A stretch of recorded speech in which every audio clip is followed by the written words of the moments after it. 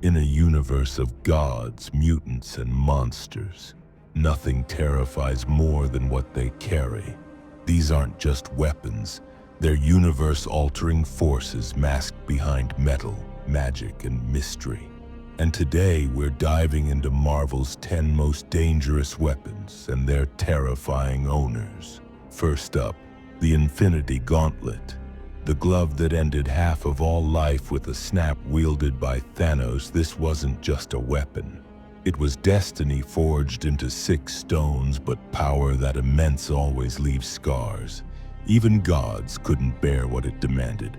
Next, the Darkhold, a cursed book of ancient chaos, soaked in forbidden sorcery and madness.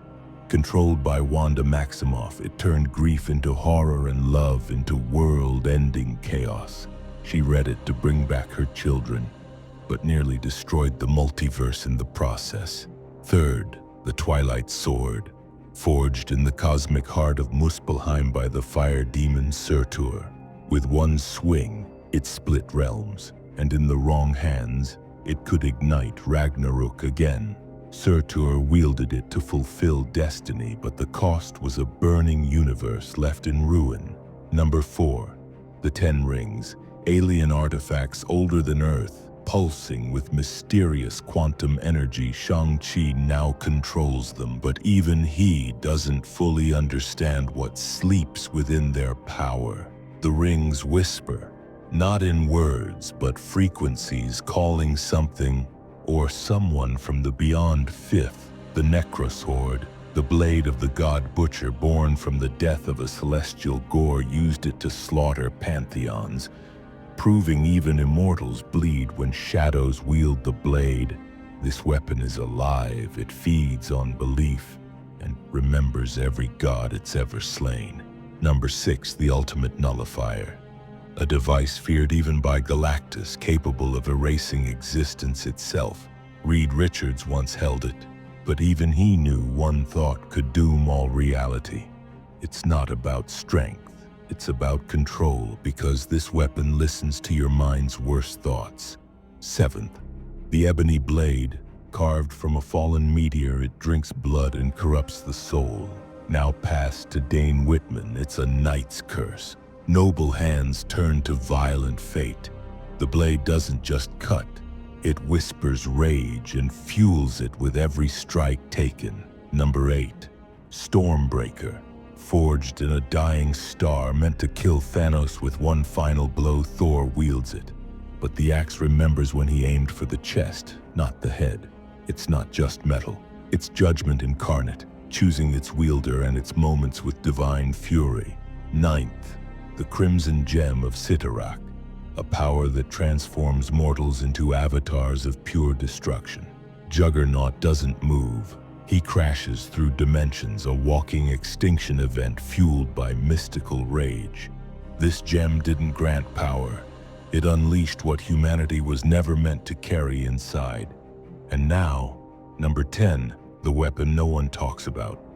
The Beyond Core, controlled only by the Beyonders, entities outside space and time, rewriting reality like editing a script.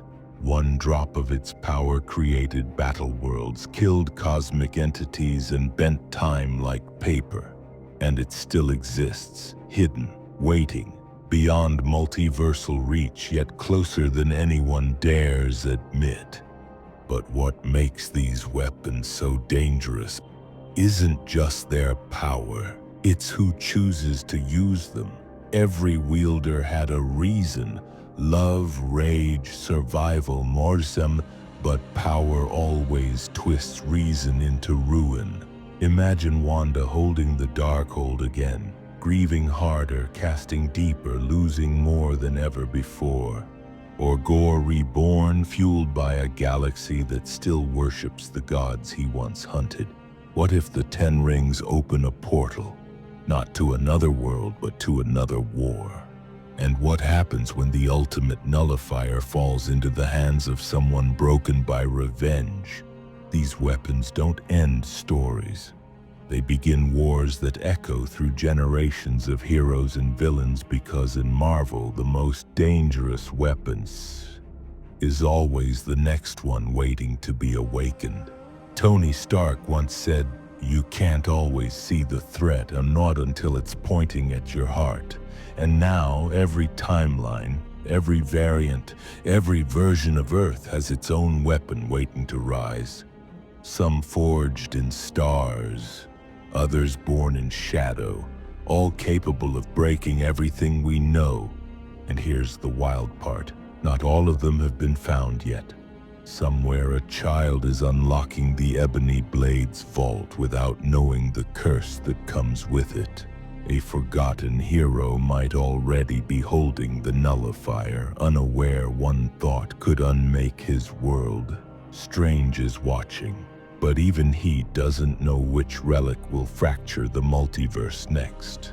What happens if Loki finds the Beyond Core and decides the TVA isn't the real enemy?